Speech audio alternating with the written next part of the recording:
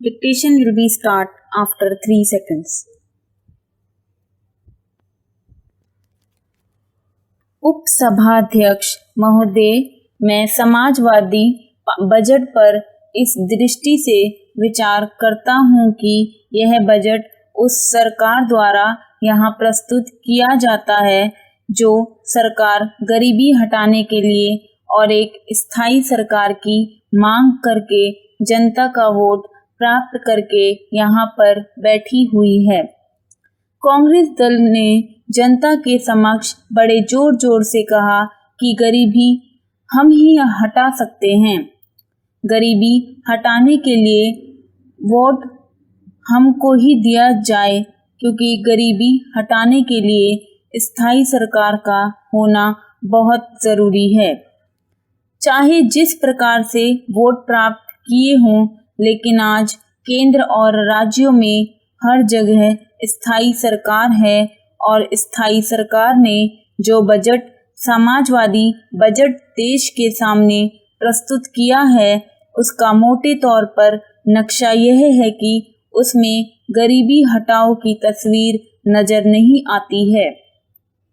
इस पूरे बजट में गरीबी हटाओ की तस्वीर नज़र नहीं आती है, और अगर कोई चीज़ नज़र आती है तो वह पूंजीवाद का आधार और पूंजीवाद की नींव इस बजट में चारों ओर दिखलाई देती है। माननीय वित्त मंत्री जी इस बात को स्वीकार करेंगे कि पूंजीवाद की नींव और पूंजीवाद का आधार इस बजट का है।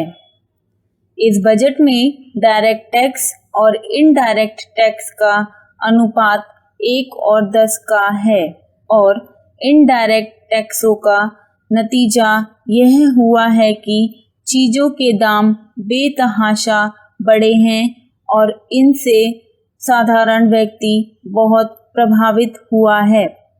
साधारण उपभोक्ता प्रभावित हुआ है।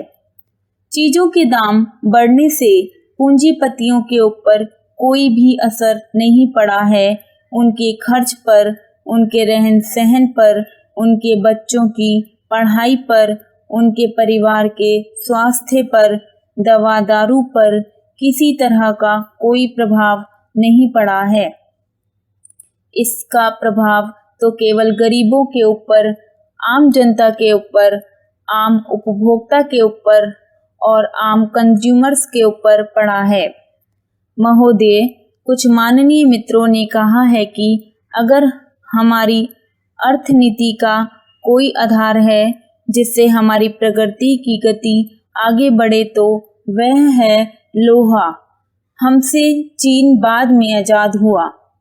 हमारा और चीन का स्टील का उत्पादन लगभग बराबर था, लेकिन आज चीन का उत्पादन 2 करोड़ टन है, जबकि हमारा 60 लाख टन है।